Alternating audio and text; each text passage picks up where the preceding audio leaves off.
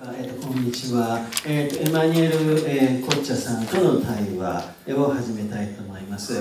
で、私は本日司会を務めます西山と申します。よろしくお願いします。で、エマニュエル・コッチャさんですね、今、1週間ほど日本に滞在をされていて、で、アンスティテュー・フランセで、土曜日で、今日は都立大で、明日は京都で講演会があります。で、本日は、コッチャさんが講演をするわけではなくて、5人の、大学院生の方、修士博士の方に質問をしてもらいます。で、それに答える形でディスカッションをするという形式になっています。では、次々と5人の方に登壇をしていただくことになります。Merci à vous, M. Kotia, pour votre temps.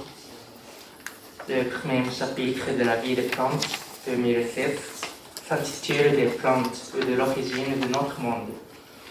Dans ce chapitre, vous écrivez qu'interroger les plantes, c'est comprendre ce que signifie être au monde. Et les plantes, qui ne sont séparables ni physiquement ni métaphysiquement du monde, deviennent l'objet privilégié de la métaphysique. On peut comprendre que c'est un essai de décentrement de l'homme. En particulier, je m'intéresse à la discussion sur la raison comme moyen de ce décentrement. Par exemple, dans le troisième chapitre, vous cherchez à situer la raison dans le corps des plantes et plus concrètement encore dans la semence. Après avoir montré qu'avant la modernité cartésienne, les plantes ont été considérées pendant des siècles comme la forme paradigmatique de l'existence de la raison, en citant Bruno et d'autres. Vous affirmez que s'il existe une raison, c'est celle que définit la genèse de chacune des formes dont le monde se compose. Étant femme peut placer la raison dans la semence des plantes, qui a la capacité merveilleuse de morphogenèse. D'après vous, la raison est une semence. En évoquant les trois classes de la vie de l'âme chez Aristote, on admettrait que la raison était une propriété spécifique de l'espèce humaine.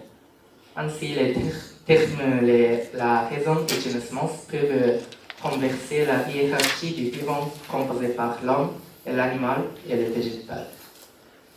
Par rapport au changement de la position de la raison au XVIIIe siècle en France, il y a le développement d'un discours qui a la même orientation que le vôtre. Il y a une question sur la matérialité de l'âme posée dans les lettres philosophiques de Voltaire est très connue, mais je voudrais mentionner une autre chose, à savoir la médecine et la physiologie matérialiste. Comme le livre intitulé Les principes physiques de la raison et des passions des hommes, 1706, d'Antoine Mauvais le montre bien, les sciences de la vie matérialiste à l'époque doutaient de la spiritualité et de l'immatérialité de l'esprit humain et se donnaient pour tâche de construire une méthode d'investigation physique de l'homme tout entier. L'historien italien Paolo Quintili montre que chez les matérialistes au XVIIIe siècle, la raison humaine n'a plus été considérée spirituelle ou immatérielle, mais a eu ses principes physiques suivant la loi naturelle recherchée par la médecine et la physiologie. Cela a abouti à la naturalisation ou à la matérialisation de la raison qui tente d'expliquer ces opérations à partir des corps humains. Pour ainsi dire, c'est la dégradation de la raison. Alors, de ce point de vue historique, on peut dire que la vie des plantes qui situe la raison dans le corps des plantes est un descendant lointain des sciences de la vie matérialiste du XVIIIe siècle, voire sa conséquence très radicale. Même si votre philosophie n'est pas matérialiste, pourtant, nous devons faire attention au fait que c'est la question de l'être humain lui-même que ce matérialisme pose, avec le développement à l'époque de l'anthropologie. Puisque la raison est une propriété des humains, sa naturalisation requiert une réflexion sur la position des humains dans le monde. Autrement dit, il semble que poser la question de la raison revient à se demander qu'est-ce que l'être humain. Donc, l'affirmation que la raison est une semence, parce que la raison est ce qui donne forme à tout ce qui existe, c'est-à-dire faire descendre la raison jusqu'aux plantes, rend nécessaire les considérations sur la spécificité humaine. Si on vit dans le monde décrit dans la vie des plantes, comment considérer que nous sommes tout de même des êtres humains? Autrement dit, quelle serait la spécificité des humains? Telle est ma question. Voilà, merci.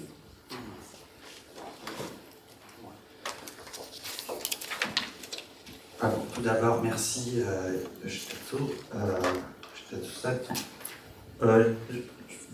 vous avez posé deux questions, je pense. L'une qui concerne le matérialisme et l'inscription de ce que j'ai écrit à partir de cette tradition, et l'autre qui concerne la spécificité de l'être humain. Pour ce qui concerne la première question, je dirais que la tradition que vous évoquez était un faux matérialisme qui pensait que seulement certains corps peuvent penser. C'était seulement certains corps et pas d'autres. C'était les corps humains qui pensaient et pas les autres corps. Donc c'était un matérialisme, enfant, qui projetait sur la matière et sur les corps la distinction entre l'humain et non-humain, entre l'âme et la matière, et qui ne prenait pas au sérieux l'hypothèse que toute matière pense indifféremment de sa structure, indifféremment de son degré de complexité. Alors, ce que la botanique récente a permis d'affirmer, c'est que, en fait, toute matière pense indifféremment de sa configuration. Elle pense évidemment différemment, mais que dès qu'il y a de la vie, il y a dans la matière de la pensée. Et que on ne doit pas attendre l'émergence d'un système nerveux ou d'un cerveau pour assister à la réalité de la pensée. Et pour ce qui concerne la deuxième question, c'est-à-dire la spécificité de l'humain, je pense que face à l'ensemble des humains ou à l'être humain que vous avez en face, la question sur la spécificité de son identité biologique se pose à peine, car humain est une définition purement biologique, au même titre que face à un chien ou un chat, vous ne vous demandez pas la spécificité de l'être chien. Vous vous demandez qu'est-ce que j'arrive à faire avec ces chiens, qu'est-ce que je peux faire et qu'est-ce qu'il peut faire avec moi. Donc, cela parce que face au vivant, la question de la puissance dépasse la question de l'identité. Et c'est là aussi dans un autre sens qui est celui que, en fait, face à tout ce qui est vivant, la particularité de l'individu dépasse aussi l'identité de l'espèce. Donc au fond, même lorsqu'on est en face des amis ou des personnes qu'on aime, c'est toujours les grandes folies ou la possibilité de réduire la vie qu'on a en face à une identité humaine qui nous frappe et qui permet la relation qui s'instaure entre toi et cette autre personne. Et juste pour conclure, c'est là et démontrer de manière claire dans les relations que chacune et chacun de nous peut avoir avec son propre chien, son propre chat. Au fond, si vous y pensez, à chaque fois que vous entamez une relation durable avec un chien ou un chat, à un moment vous arrêtez de considérer l'être que vous avez en face comme un chien ou comme un chat, exactement comme votre chien arrête de vous considérer comme un humain. Dans les deux cas, vous considérez l'autre comme une pure intensité de bonheur ou d'affection, d'amour, avec qui vous pouvez passer des moments délicieux. Mais ce n'est pas en tant que chien que cette personne, un nom de chien typique japonais, c'est quoi? Ça serait quoi? Pochi. Kochi. Pochi. Kochi. Pochi. Pochi. Que Pochi est quelqu'un d'important pour vous. c'est juste Pochi. Et vous êtes juste une intensité d'amour et de vie agréable pour les chiens et pas un être humain. J'aimerais vous poser deux questions. Premièrement, je vous poser une question concernant le centre de votre philosophie. Dans le plus profond saison des actes du chapitre 11 de votre livre La vie de Plan, vous critiquez le géocentrisme de la pensée existante, la philosophie comprise, et plaidez pour l'héliocentrisme ontologique. Husserl a dit que la Terre ne se meut pas comme base de la représentabilité humaine, mais vous appelez cela de l'obsession géométrique et vous écrivez que la Terre est inséparable du Soleil, en soulignant la signification philosophique de la révolution copernicienne elle-même. En regardant la plante qui produit de l'oxygène par photosynthèse et crée ce qui sera tout le reste des vivants en espace d'adaptation humaine, vous montrez que c'est le Soleil au lieu de la Terre qui est à la base de notre représentabilité et habitabilité et peut exposer une continuité entre le monde humain et l'univers non humain. On peut penser que tout le reste de nos activités est continu. Maintenant, Dieu ne serait plus dans le corps céleste, mais il coïncide avec la réalité des formes et des accidents. Dans Métamorphose, je pense qu'il y a aussi plusieurs éléments que nous pouvons penser avec cette perspective. Je pense tout particulièrement au chapitre Les paroles de la Terre. Vous y citez l'idée de Chandra Ferenczi, selon laquelle toute forme de vie est la répétition des formes d'existence archaïques, et vous avez pu point de vue que tout le vivant est la parole de la planète, la Terre, en tant que symbole d'un traumatisme. Je pense que cette parole est prise entre la Terre et les autres planètes. Il est possible que toutes les paroles de la Terre créées par le trauma sur du Soleil produisent un autre trauma sur une autre planète. Cependant, en conclusion de cette œuvre future, c'est la Terre plutôt que le ciel qui semble s'affirmer. La lumière émise par le Soleil il y a 8 minutes nous enveloppe. Comme vous l'avez dit, non seulement n'y a-t-il pas de futur dans le ciel, mais pas plus de traces du présent. Et si on vit sous métamorphose dans la Terre, plus que tout, la Terre est notre avenir. Mais n'y a-t-il alors pas là le géocentrisme critiqué dans votre travail antérieur, La vie de Plan? Tandis que l'œuvre antérieure met l'accent sur le Soleil en tant que transcendance contre l'immanence terrestre, l'œuvre postérieure décrit la Terre en tant que futur contre le passé du cosmos. Et alors que dans le premier cas, le cosmos et la Terre semblent être continus, dans le dernier, ils sont coupés.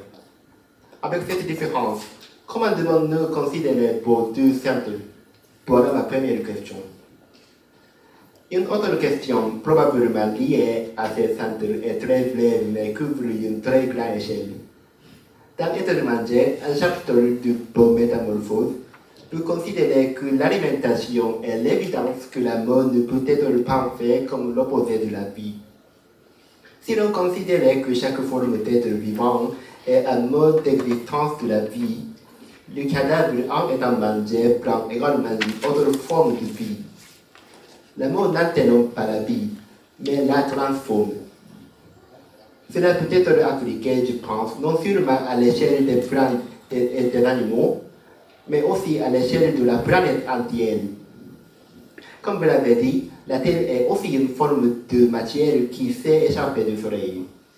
Et peut être pensée comme un mode d'existence métamorphosé par la mort. Si nous pouvons penser cela, que pensez-vous de la mode de l'univers, c'est-à-dire du véhicule de toutes les planètes? Comment pensez-vous la fin de l'univers ou son début comme le Big Bang?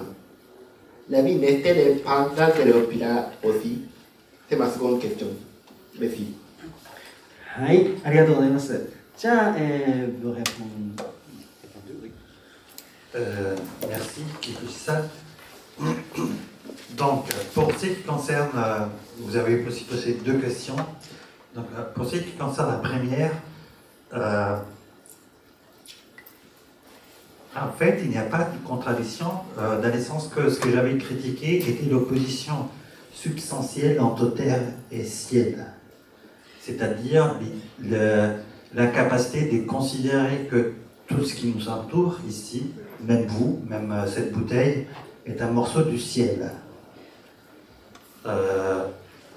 Une fois que vous avez accepté, une fois qu'on a accepté que ça c'est du ciel, lui c'est du ciel, et ce papier c'est du ciel, il n'y a aucune contradiction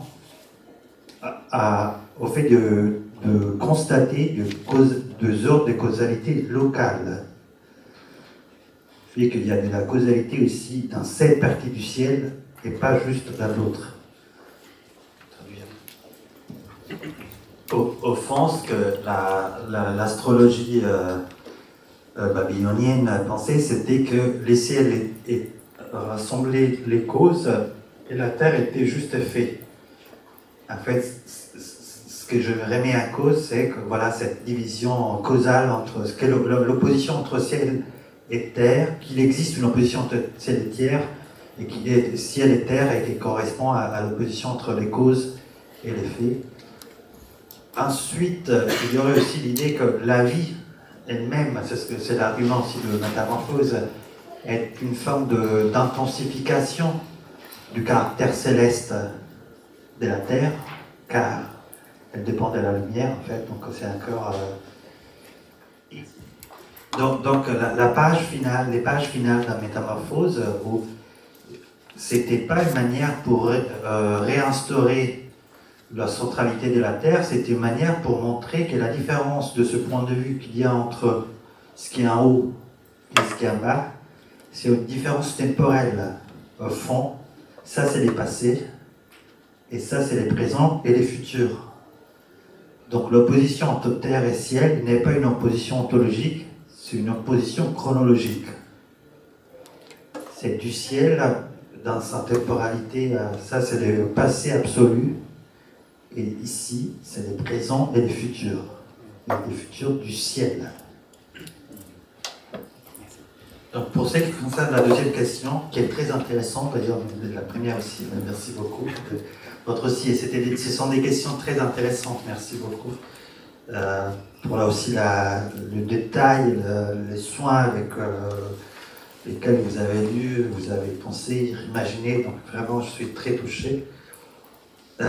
Sur la deuxième question, c'est très intéressant, mais au fond, si vous y pensez, le modèle du Big Bang, c'est un modèle pour penser le fait, comment dire, un commencement hors naissance, c'est-à-dire un commencement qui ne présuppose pas une matière préalable.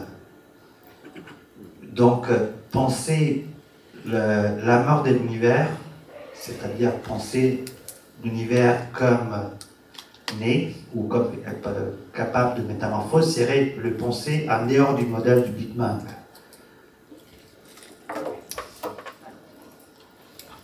Et donc, dans un univers qui n'est pas né, ne peut pas mourir. Du coup, penser l'univers comme capable de mourir véritablement signifierait s'imaginer que, comment dire, la non-matière, l'aérien à partir duquel le Big Bang aurait lieu, mais ça, comment dire, c'est d'une certaine manière sortir du cadre de la physique contemporaine, ou poser d'autres questions que la physique contemporaine ne pose pas.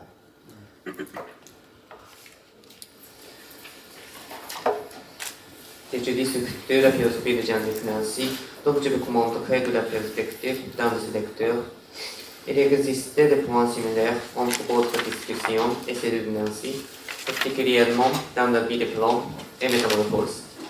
Mais en même temps, des similarités révèlent des différences intéressantes qui dépassent la simple comparaison. Ainsi, en partant de ces différences, je souhaiterais connaître votre réflexion par rapport à deux questions.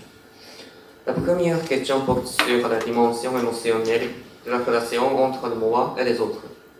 Avant de poser ma question, j'aimerais faire remarquer la similarité entre vous et Nancy sur cette relation. Dans la vie de Plomb, notamment le chapitre théorie de l'appel, vous avez proposé le concept nommé immersion. L'immersion signifie que chaque atome est constitué par les ambitions mutuelles et se métamorphose mutuellement. Dans la mesure où tous les atomes, c'est-à-dire tous les moi et les autres, se mélangent de façon égale, il n'existe pas des atomes juxtaposés, agissant comme des substances indépendantes. Cette relation de métamorphose mutuelle semble être héritée de métamorphose. Ce que Nancy appelle le monde est également constitué de relations primitivement mutuelles entre chaque atome. À la place de l'immersion, Nancy choisirait de l'exprimer par l'exposition. Le monde de Nancy est composé de l'exposition.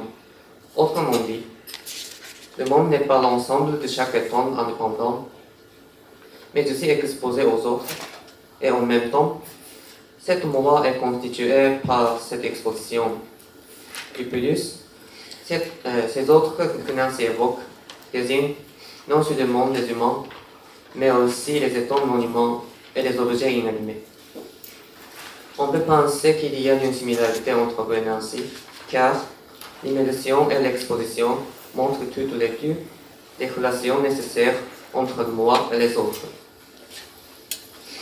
Cependant, dans la discussion de Nancy, particulièrement sur la relation avec les autres, la dimension émotionnelle est soulignée. Selon Nancy, l'exposition aux autres n'est pas neutre, mais elle est toujours accompagnée de douleur et de souffrance. Par exemple, dans la communauté des oubliés, le partage, qui est l'ouverture aux autres, a lieu avec la compassion. La compassion, c'est la passion ou la souffrance partagée avec les autres. Ou encore, on pourrait référer à l'insolue, dans lequel Nancy décrit son expérience d'une crève du cœur. Il a métamorphosé dans cette expérience avec la souffrance et la douleur causée par le rejet contre le corps d'autrui. Il a donc accepté l'intervention médicale et technologique dans son corps qui mena à d'autres problèmes physiques. Simplement, sa métamorphose a entraîné une grande souffrance. Cependant, dans la métamorphose, la passion ou la souffrance ne sont pas mises en avant. Permettez-moi également de me référer un peu plus à d'autres discussions, afin de considérer ce problème dans une perspective plus vaste. Par exemple, pour Hegel, dans la phénoménologie de l'esprit, le moi est désiré lorsqu'autrui est déni. Notamment en dialectique du maître et de la servitude, le combat entre le moi et l'autre est exprimé comme le combat sur vie et la mort. Et au moment de ce combat, la peur avant la mort est exprimée comme le moment décisif de la soumission de la servitude contre le maître. Ou encore, dans le discours sur l'origine et le fondement de l'illégalité parmi les hommes, Jean-Jacques Rousseau a considéré l'émotion envers autrui, qui est la pitié, comme le moment essentiel pour la continuité avec autrui. De plus, cette pitié inclut les êtres anonymement. Autrement dit, on peut peut-être penser que la pitié constituerait la continuité de tous les atomes. Comment envisagez-vous la douleur et le côté émotionnel de la métamorphose? Ma deuxième question porte sur le concept de la mort. Selon Métamorphose, surtout le troisième chapitre, Réincarnation, ce que nous appelons la mort n'est que le seul d'une métamorphose. La mort ne signifie pas qu'un individu disparaît et quitte le monde. L'individu se réincarne, c'est-à-dire se métamorphose, dans d'autres corps qui s'alimentent du corps de l'individu mourant. Même les morts des hommes sont le processus de cette réincarnation ou métamorphose.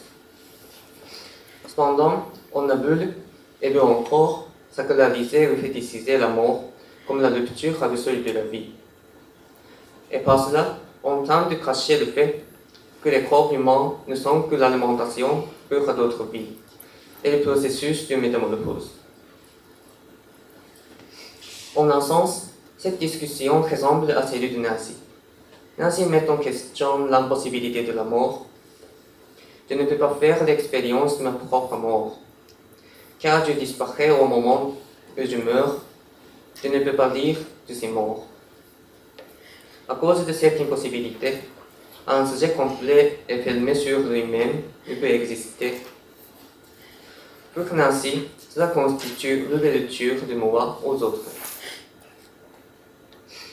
Cependant, la mort que vous pensez semble différente de celle de Nancy.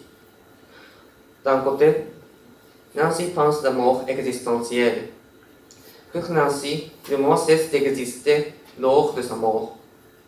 Mais d'un autre côté, vous semblez considérer la mort biologique en général, c'est-à-dire l'arrêt de la fonction physique. Il me semble que vous considérez la mort comme un phénomène matériel. Certes, il est convaincant que la mort ne constitue qu'un des moments de la continuité des temps. Cependant, comment pensez-vous la mort existentielle? Pour vous, car parler de cette mort donne du privilège aux hommes. Ne doit-on pas parler de cette mort? Merci infiniment. Merci Kevin-san. Vous savez, moi j'étais élève de l'un des plus grands, peut-être les plus grands spinozistes italiens. Et Spinoza, au fond, a appris à faire des émotions, des compositions, de mosaïques, de deux forces principales qui sont la joie et la tristesse, qui se différencient en fonction des objets, des rencontres, etc. Et notre vie est un dynamisme qui est accompagné et qui est causé parfois par ce dynamisme de joie et des tristesses, de plaisir et des déplaisirs.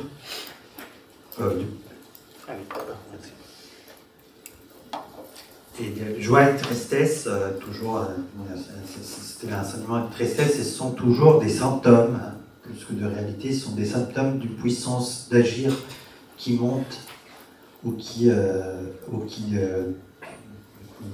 baisse. Donc oui, les émotions sont ça, ce sont les symptômes de cette puissance d'agir, de vivre, de cette intensité qui monte ou qui descend. Et je ne crois pas que la douleur soit plus vraie que la joie, ou soit un moment de vérité plus important que la joie, car, c'est le deuxième point de ma réponse, au fond, ce qui est important, à mon avis, c'est que ce qu'on appelle les émotions, c'est ce qu'on appelle cet étrange mélange de joie et de tristesse, cette alchimie de joie et de tristesse est toujours ambiguë. Et ce sont toujours ambiguës, les émotions, parce que, comme on a dit, l'émotion, c'est les symptômes d'une puissance qui monte ou descend, parce que la puissance est toujours composite. La puissance de la vie qu'on vit est toujours composite. Nous sommes composés par plusieurs puissances. Au fond, dans notre vie, il y a des puissances qui ne nous appartiennent pas, qui appartiennent à nos ancêtres, aux non-humains qui nous traversons avec nous. Donc, toute émotion est composée, la composition de la vie de ces puissances composites, parfois contradictoires, parfois incompatibles, qui nous composent. C'est pour cela qu'il n'y aura jamais une douleur pure et jamais une joie pure, en fait. La puissance de vie est toujours composite aussi parce qu'elle ne se compose pas que de notre corps, elle se compose du corps de tous ceux et celles qui sont en face de nous.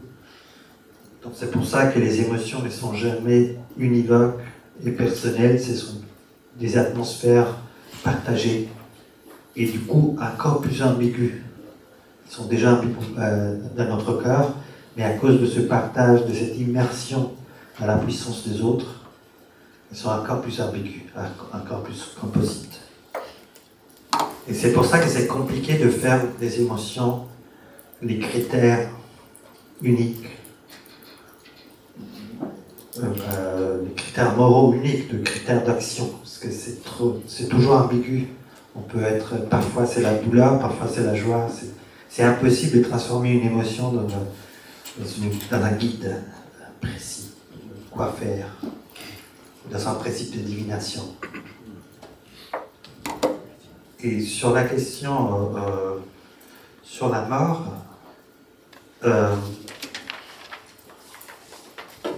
en fait, on n'est jamais, je crois, en face de seulement sa propre mort. Comme la vie dont on jouit, la vie qu'on vit est toujours une vie composée de la vie des autres. On n'est jamais en face d'une mort qui soit juste personnelle. C'est pour ça que la mort existentielle est plus une fiction philosophique qu'une réalité. Ce qui revient à dire que, en fait, il n'y a pas de mort pure, car il y a toujours un reste vivant. À chaque fois qu'on contemple la mort, on contemple la vie qui reste. Et on a fait l'expérience à chaque fois qu'on pense aux morts. Les morts sont toujours présents, parfois beaucoup plus présents que les vivants. On est obligé à entretenir un rapport avec les morts parce que c'est une présence qui est là. Et la difficulté de ces rapports, c'est qu'on n'a pas les protocoles, on n'a pas les rituels, on ne sait pas quoi en faire. Mais on sait bien qu'ils sont là. Il y a un très beau livre de Vincent Després sur ce rapport aux morts qui est un rapport des présences. Ensuite, juste une chose, le rapport à la mort n'est pas un privilège humain. On sait que les éléphants ont un rapport avec leur mort, par exemple. Et de l'autre côté, on a besoin de faire quelque chose de nos animaux domestiques morts. Donc, le rapport à la mort, qui est les rapports en vie, qui restent et qui prennent une autre forme, est un lien qui nous relie aussi aux non-humains et un lien qui relie aussi les non-humains. Je commence. Vous établissez de nouvelles philosophies qui se modèlent sur les plantes et les insectes auxquels la plupart des penseurs n'ont jamais attaché une grande importance depuis longtemps. Votre projet est très original, mais il me paraît qu'il ressemble à certains égards à la philosophie de Gilles Deleuze.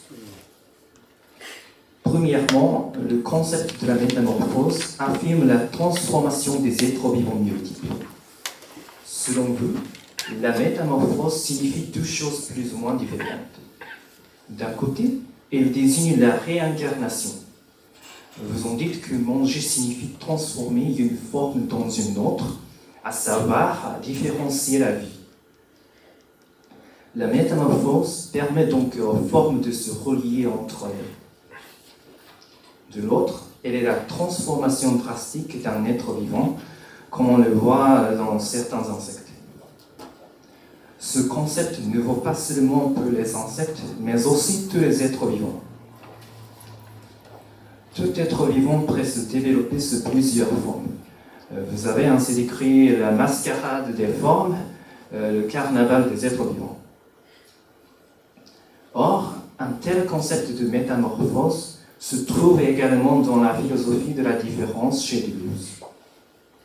En effet, il appelle le théâtre de toute métamorphose le transcendantal composé par des différences. Selon lui, chaque individu en tant que virtuel ne communique pas avec les autres sans les modifier ni être modifié par eux. Cette modification appelée différenciation se passe partout d'une façon variée. Si l'on peut dire, il y a des multiples métamorphoses dans le monde décrit par Deleuze. Deuxièmement, le concept de l'œuf et de l'embryon existe chez Deleuze ainsi que chez vous. D'après vous, La vie reste pour jamais embryonnaire et la métamorphose désigne la force de faire à son cœur un œuf capable de créer et de véhiculer une nouvelle identité. Et vous dites même que tout moi est un œuf. Cela veut dire que nous avons la puissance de rajeunir toujours. Cette métamorphose pourrait être une certaine violence en raison du changement radical de la forme. Deleuze dit aussi que toutes les choses peuvent redevenir embryon, s'individuer à nouveau et se transformer d'une façon drastique et cruelle, même si nous sommes des adultes qui ont tendance à se dégrader progressivement. C'est ainsi qu'il me semble que votre philosophie de métamorphose peut collaborer avec la pensée de Deleuze, mais il est vrai qu'il y a des différences importantes entre vous. Il s'agit tout d'abord du panthéisme. Spinoza a établi la philosophie appelée à panthéisme, dans laquelle tous les individus ne sont que les modes finis de la substance unique, comme Dieu. Autrement dit, chaque individu est un Dieu en tant que modifié. C'est le principe de l'immanence. Deleuze remarque dans son œuvre Différence et répétition que le panthéisme de Spinoza constitue le deuxième moment de l'université de l'être, parce que l'être se dit à la fois en un seul et même sens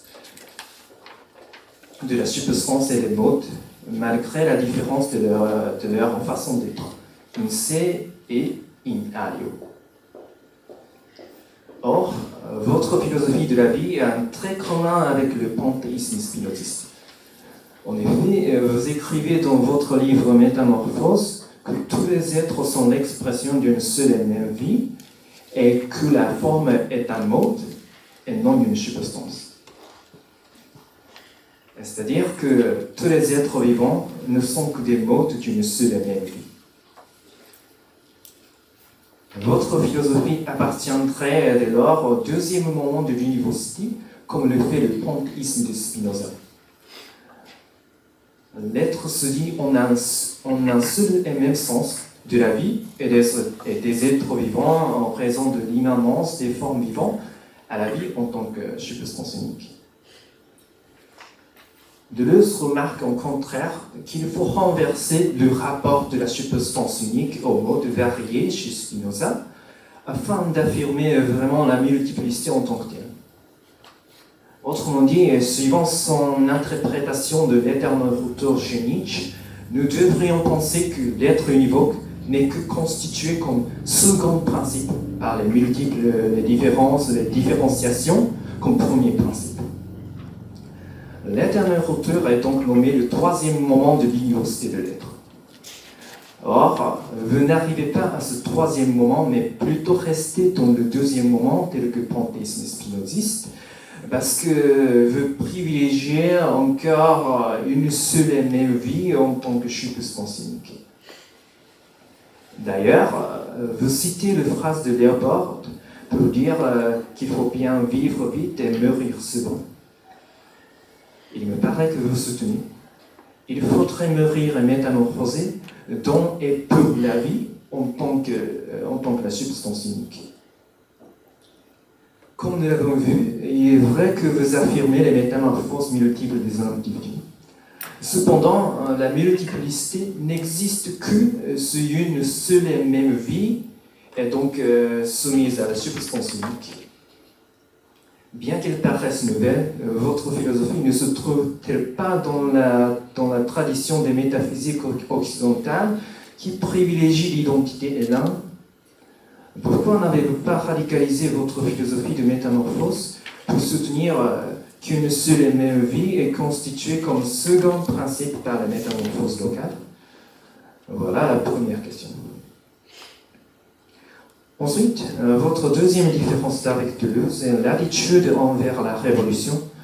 Vous affirmez dans le chapitre Transformation qu'il ne faut pas confondre la métamorphose avec la révolution, parce que la révolution ne pourrait pas changer le sujet, mais seulement le monde, alors que les métamorphoses ont la puissance de changer tous les deux.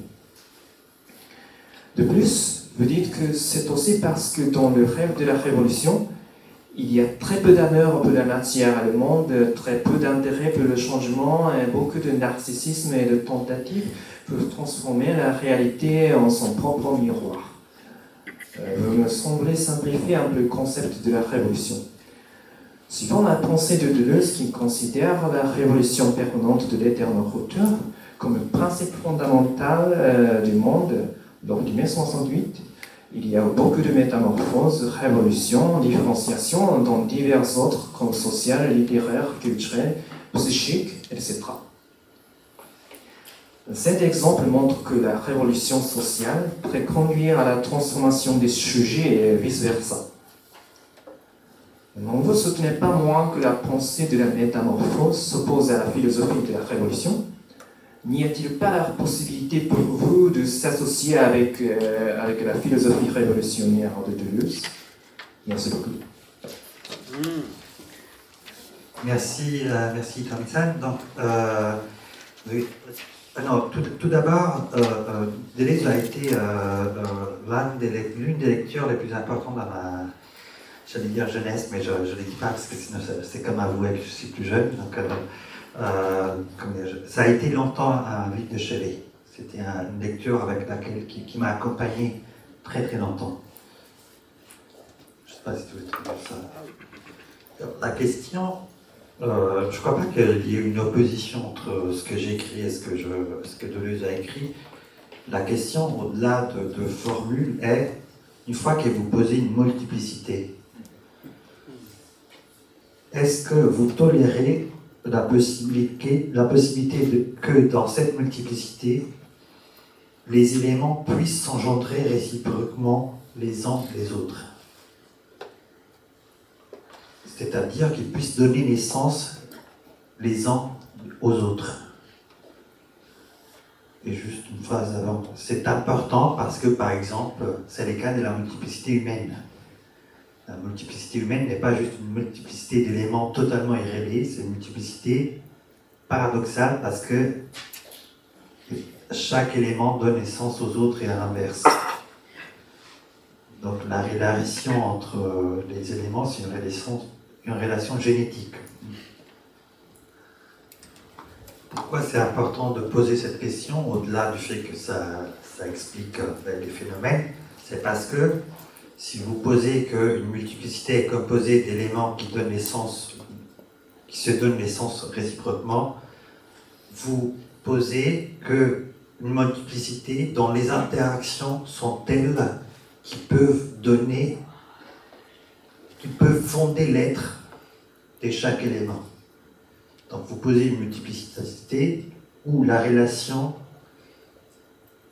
pose et fonde l'être, et pas l'inverse. Donc c'est pour ça qu'est poser une multiplicité vraiment absolue signifie arriver à ces modèles qui est plus stoïcien que atomiste, si vous voulez.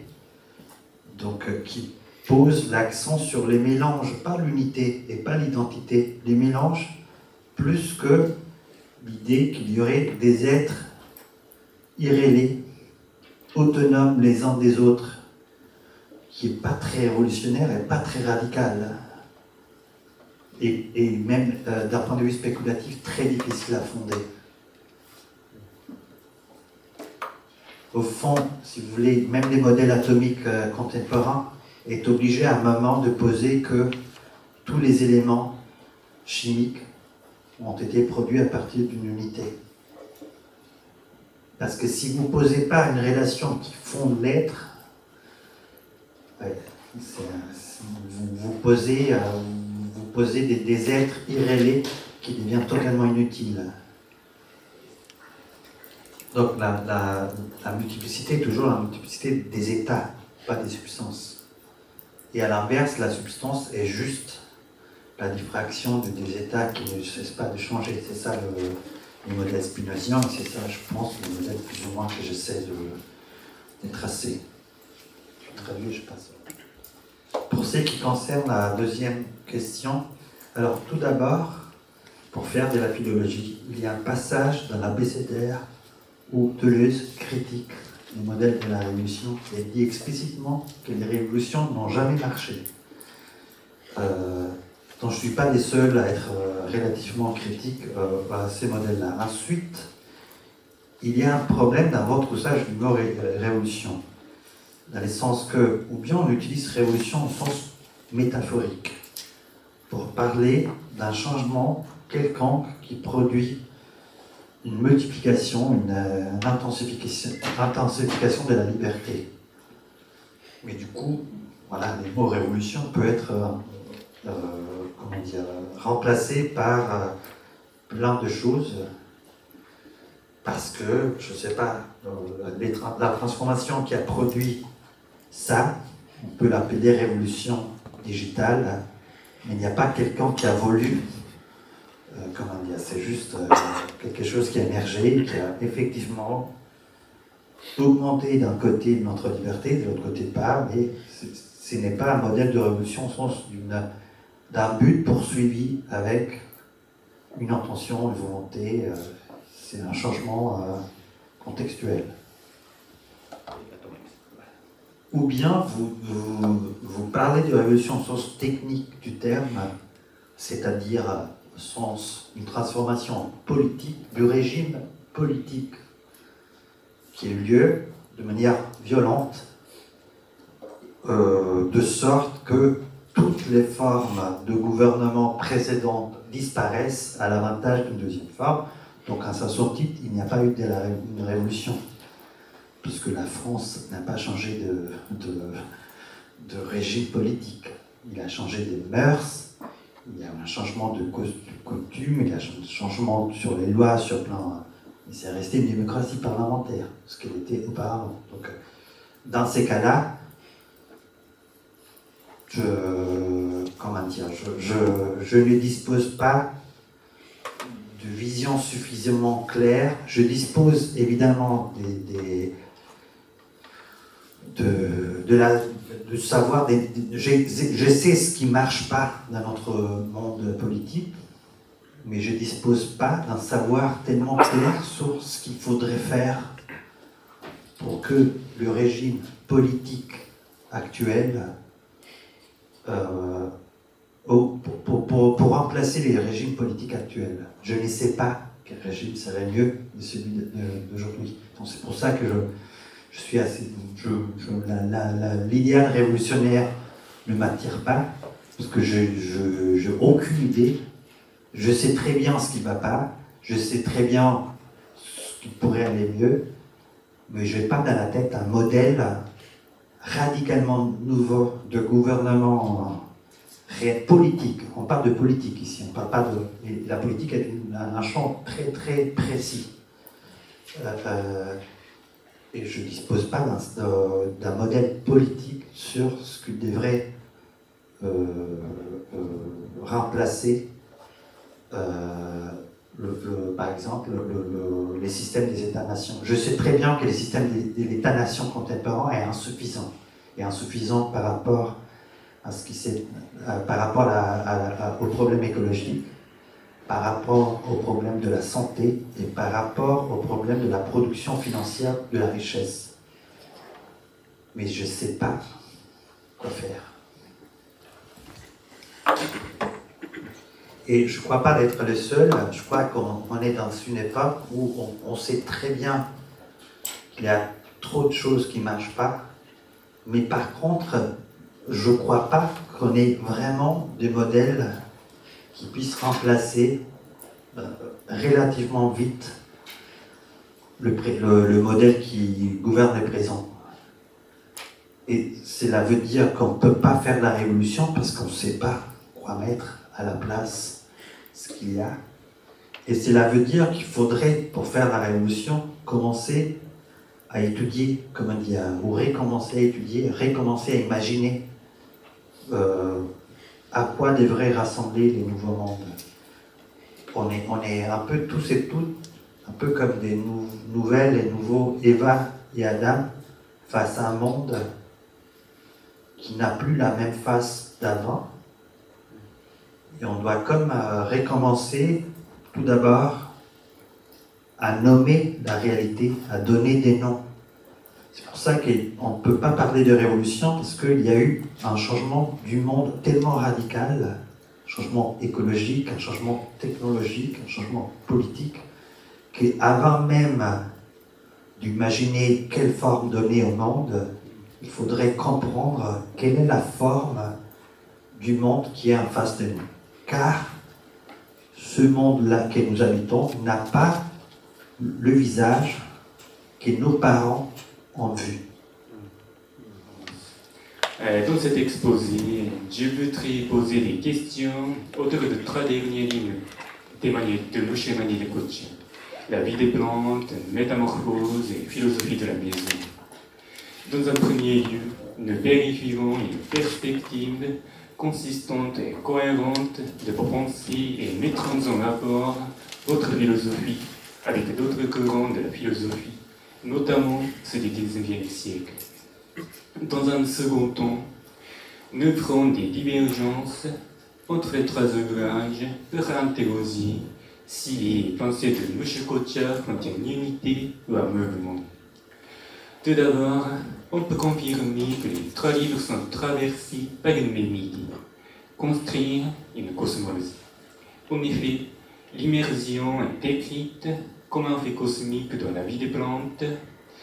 Toute théorie de la métamorphose s'identifie à toute cosmologie dans métamorphose, et la maison signifie d'être pénétré par Gaïa dans la philosophie de la maison. Toutefois, cette cosmologie n'est pas totalitariste, car le cosmos nécessite les individus continus et interactifs pour s'exprimer. Il sera donc possible de résumer votre philosophie comme cosmologie de la continuité.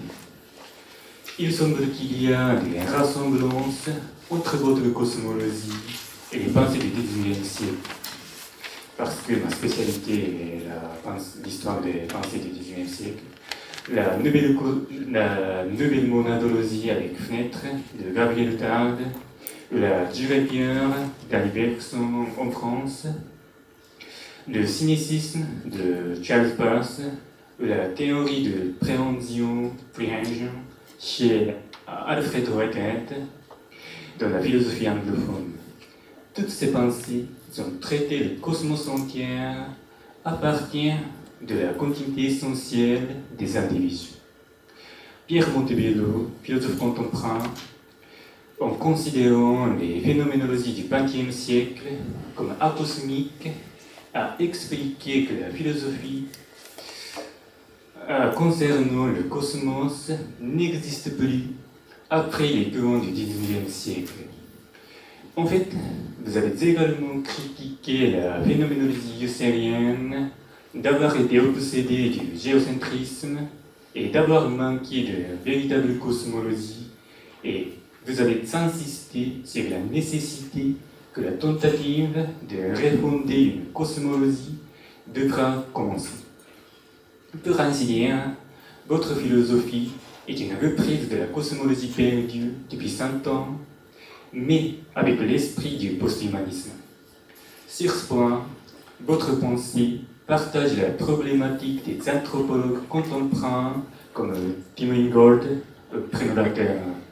Alors, je voudrais aussi savoir votre relation philosophique personnelle avec ces anthropologues contemporains, notamment avec Prénorateur, qui est très connu de sa théorie du réseau d'acteurs, mais malheureusement décédé il y a environ 2 mois. Parce que vous avez parfois cité son nom dans vos ouvrages et vous dites que vous êtes très influencé de sa pensée. Alors, ce sont mes questions complémentaires. Je continue. Nous venons d'examiner votre pensée en comparaison avec l'histoire de la philosophie. Mais, comme vous avez parlé dans une émission de France Culture, vous avez l'intention d'éviter les références aux citations parce qu'ils ne sont qu'une forme extérieure du savoir. Vous évitez les références, mais il me semble que votre philosophie a beaucoup de relations d'influence implicites avec l'histoire de la philosophie, ce qui permet de remettre votre philosophie dans celle-ci par les études comparatives et historiques de la philosophie occidentale. Alors, que pensez-vous de la validité de cette approche pour comprendre votre pensée? Et, plus généralement parlons, de la validité ou de la possibilité de la recherche de l'histoire de la philosophie. Ensuite, comme nous l'avons vu au-dessus, votre problématique est cohérente pour reconstruire une cosmologie de la continuité. Toutefois, il semble que les livres divergent sur certains points. Au premier coup d'œil, le statut des plantes ne paraît pas consistant. Au passage de la vie des plantes à métamorphose, leur vie est simplifiée. Quoi qu'elle garde encore la créativité la plus radicale, elle devient essentiellement une simple version des métamorphoses. De surcroît, en parallèle de cette simplification des plantes qui capturent l'énergie solaire, il semble que la cosmologie même subit un changement grave.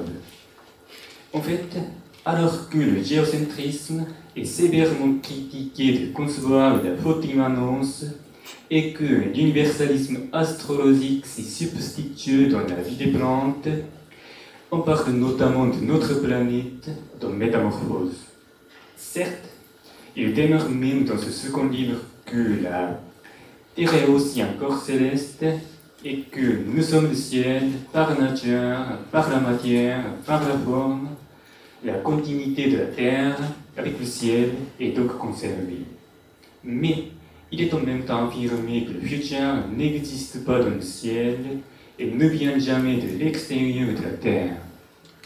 Autrement dit, notre futur se trouve à l'intérieur de cette planète. Car tout ce que l'on découvre dans le ciel n'est que les images du passé, tandis que la métamorphose recèle tout le futur de cette planète en tant que cocon. Par conséquent, quand on parle de quelque chose de cosmique dans ce dernier livre, cela concerne toujours la planète. Si j'ose le dire, la cosmologie du système solaire s'est réduite en cosmologie de la planète, à savoir la Terre. Cette tendance se succède dans la philosophie de la maison qui suppose une opposition entre le terrestre et l'extraterrestre, mais n'est-il pas une reprise du géocentrisme? Compte tenu de ces divergences, on pourrait poser des questions en termes d'études historiques de la philosophie. Y a-t-il la philosophie de Kocha ou les philosophies de Kocha? Prions-nous interpréter vos pensées comme un système ou un développement? Comme un système ou un développement? En somme, ma question est double. Je voudrais savoir s'il y a la possibilité d'étudier vos pensées dans l'histoire de la philosophie. D'un côté, quel est le rapport de votre philosophie avec les histoires de la philosophie? Est-il possible de recourir aux références pour comprendre votre philosophie malgré votre refus? De l'autre, à propos de la cohérence ou l'incohérence entre vos pensées, comment interpréter la continuité dans vos ouvrages? Constitue-t-il un système ou un développement? Et de plus, je voudrais aussi savoir la relation avec le la Terre. C'est tout. Merci. はい、ありがとうございます。Vous avez le courage de résumer la philosophie de Kochi au cœur de la philosophie occidentale. 哲学史に位置づけるもう壮大な発表でありがとうございます。はい。Merci, Agatha-san. Je parle peut-être de la dernière, car au fond, une partie déjà a été posée et j'ai déjà donné de réponse. Il n'y a pas de contradiction, à mon avis, peut-être que je me trompe, parce que, comme j'ai dit auparavant, le géocentrisme ne consiste pas dans le fait qu'on reconnaît qu'il y a des causes ici, ou que la Terre puisse être une cause. Le géocentrisme était l'idée qu'il y a une séparation ontologique entre la causalité de ce qui est en dessous de nous et la causalité ici. et ou une opposition entre le mode d'être de ce qui se passe là et le mode d'être de ce qui se passe ici. Et le dépassement du géocentrisme a produit, au contraire, l'uniformisation de terre et ciel, donc l'affirmation que tout ce qui nous entoure est ciel. Et ce que je disais dans les dernières pages de Métamorphose, c'était juste dire qu'une fois qu'on a reconnu que ça c'est du ciel, on peut dire que ça c'est une cause autonome des autres parties du ciel. Et que, vu qu'il s'agit d'une opposition plus chronologique que substantielle, donc on peut présupposer que le futur vient d'ici et pas de là, ou soit ici et pas là. C'est plus une topologie que non une contradiction.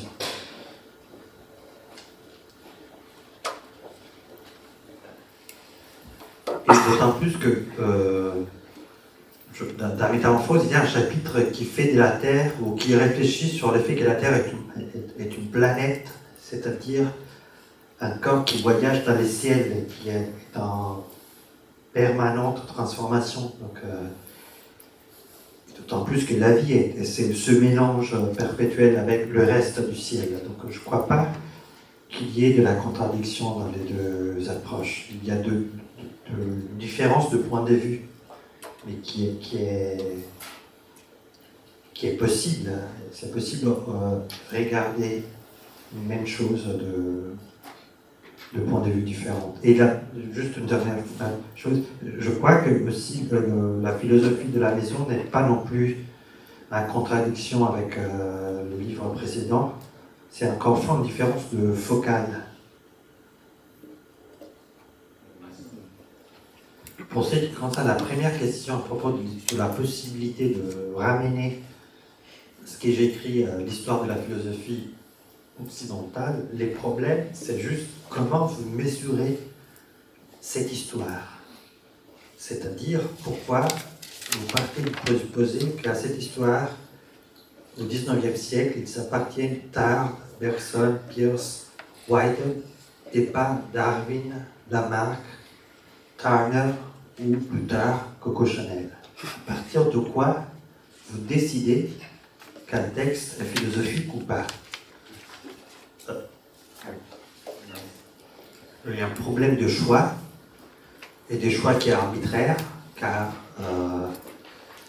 de fait, la philosophie n'a pas une unité de rhétorique, stylistique, d'objet, et donc on pourrait élargir à la science, à la poésie. D'ailleurs, Platon était un poète aussi, et surtout, Lucrèce aussi.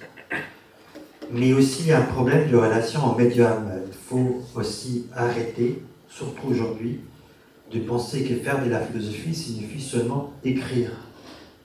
Écrire des livres, écrire des mots. Je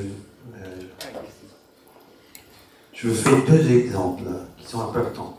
Alors, et qui montrent, deux exemples qui montrent, au fond, une transition du champ philosophique vers des médiums non-verbaux. Le premier exemple, c'est 1985, Jean-François Lyotard, grandissime philosophe du siècle dernier, au lieu de publier un livre, fait une exposition qui s'appelle au Centre Pompidou, qui s'appelle Les Immatériaux, qui est peut-être l'exposition d'art contemporain la plus importante en France des derniers, je ne sais pas, 50, 60 années, qui est l'expo qui a marqué toute une génération d'artistes.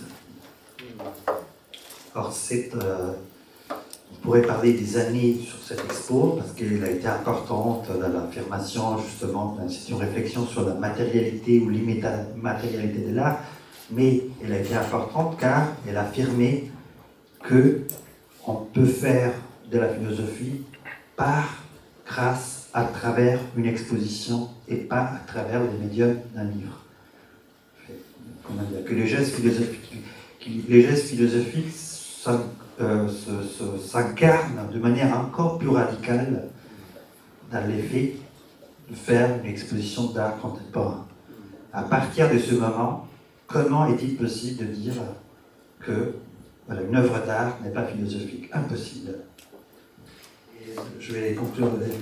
Comment dire? C'est comme si à partir de cette expo, non seulement l'art qui est suivi, notamment celle de Philippe Parreno, par exemple, qui fait à chaque exposition, c'est un traité de philosophie au fond, mais tout l'art contemporain a été baptisé par cette expo comme quelque chose de philosophique. Donc, du coup, il n'est plus possible de diviser les champs de la pratique plastique, picturale, conceptuelle de l'art, du champ proprement philosophique.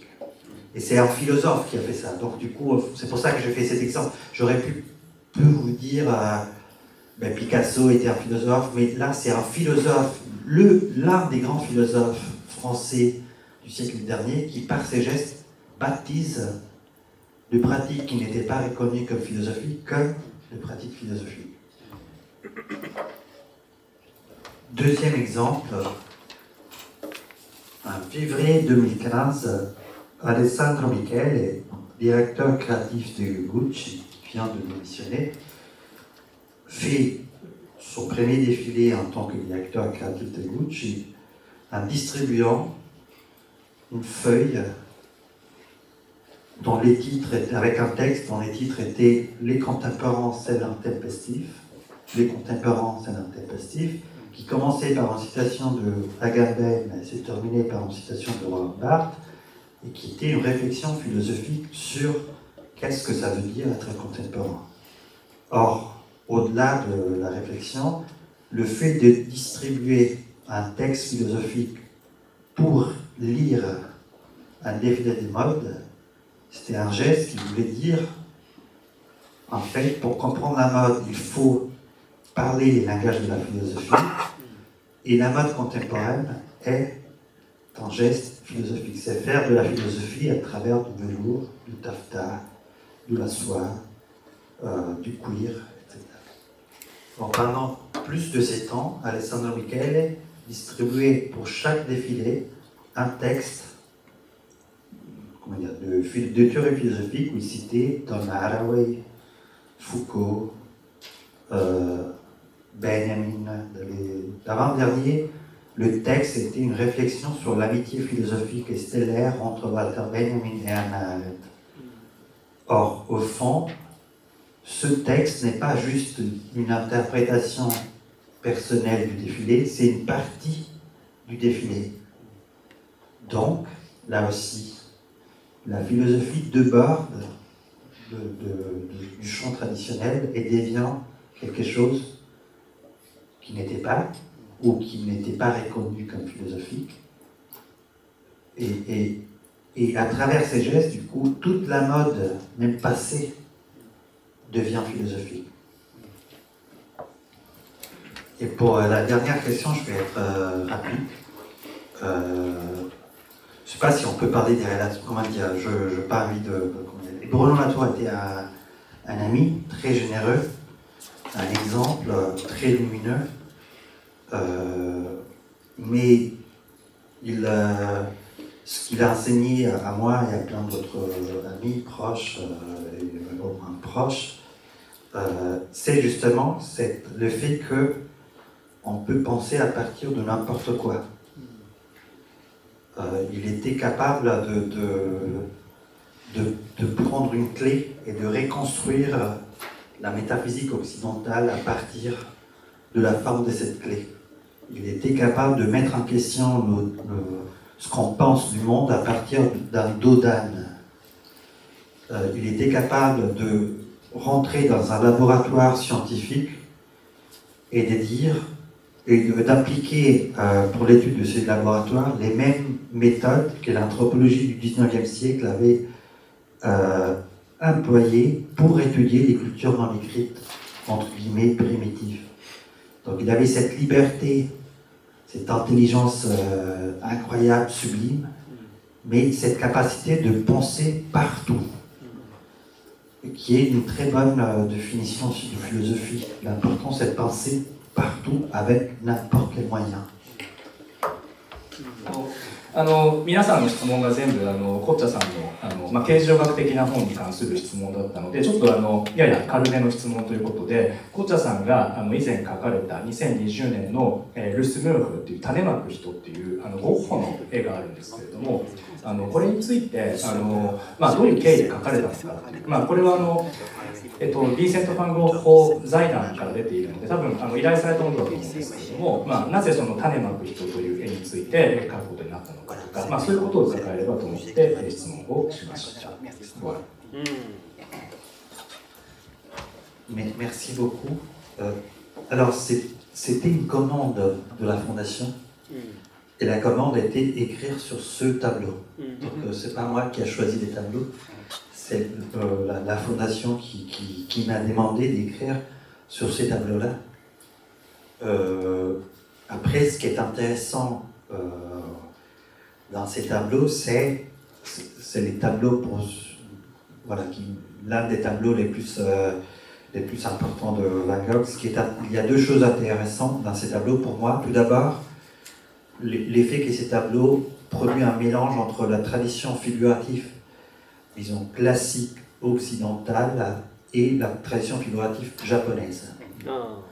Donc, Van Gogh arrive à produire une espèce de synthèse entre ces deux traditions très différentes. Quand je dis mélange, ils mettent ensemble vraiment milliers et tout ça. Donc c'est vraiment.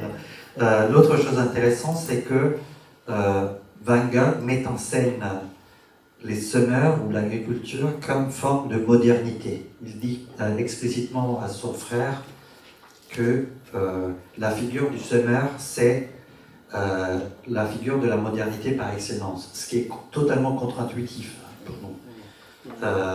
Mais ce qui produit, ce qui l'amène à produire cette image un peu lysergique, lysergique psychédélique, du phénomène par lesquels cette action combinée du soleil, du cosmos et des lames produit la naissance de la vie.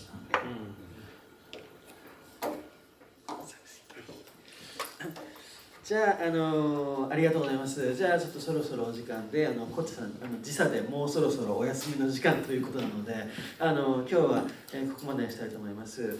Donc aujourd'hui on a eu vraiment 5 interventions vraiment riches. Donc je vous remercie d'abord pour les jeunes. まずは若手研究者の皆さん素晴らしい発表をまずはありがとうございます。